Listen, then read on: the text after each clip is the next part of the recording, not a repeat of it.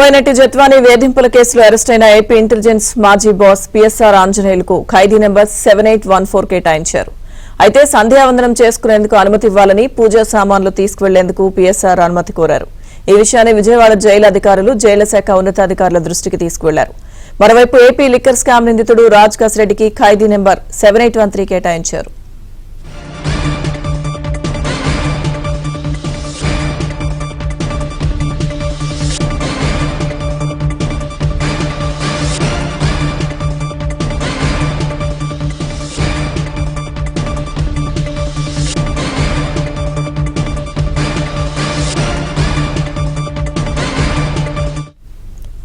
ముంబై నటి జత్వాని వేధింపుల కేసులో అరెస్ట్ అయిన ఏపీ ఇంటెలిజెన్స్ మాజీ బాస్ పిఎస్ఆర్ ఆంజనేయులకు ఖైదీ నెంబర్ 7814 కేటాయించారు.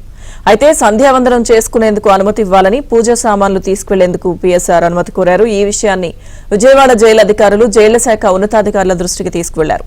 మరోవైపు ఏపీ లిక్కర్ స్కామ్ నిందితుడు రాజ్ కసిరెడ్డికి ఖైదీ నెంబర్ 7813 కేటాయించారు.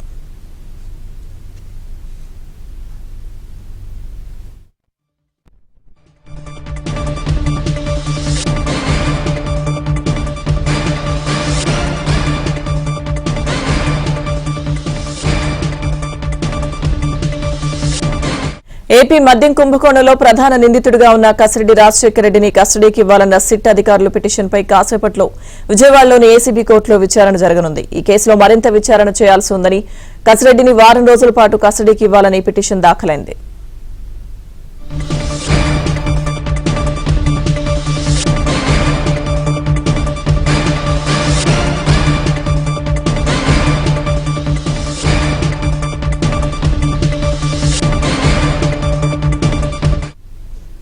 జత్వాని కేసుకు సంబంధించి పిఎస్ఆర్ ఆంజనేయులు కొన్ని అనుమతులు ప్రత్యేకంగా కోరినట్టుగా తెలుస్తుంది. పూజా సామాన్లు వాటికి సంబంధించి అనుమతి ఇవ్వాలని, అలాగే మరోవైపు రాజ్ కసిరెడ్డి కస్టడీ పిటిషన్ కి సంబంధించి ఈ రోజు కోర్టులో వాదనలు జరగనున్నాయి.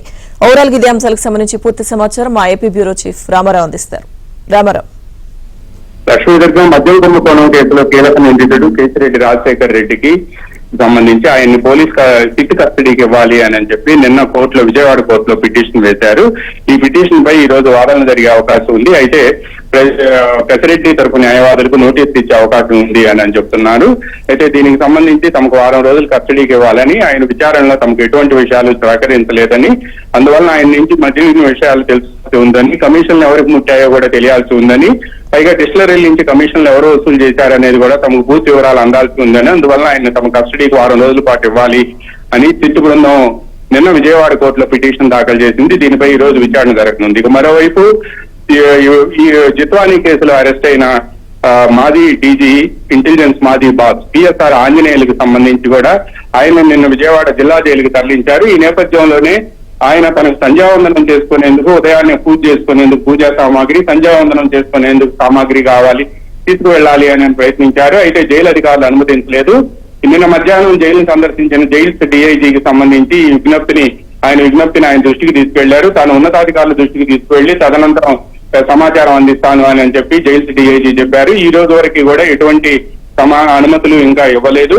అయితే రాజ్ కసిరెడ్డికి అయితే మాత్రం ఖైదీ నంబర్ 7813, పిఎస్ఆర్ ఆంజనేయులు ఖైదీ నంబర్ 7814ను కేటాయించారు.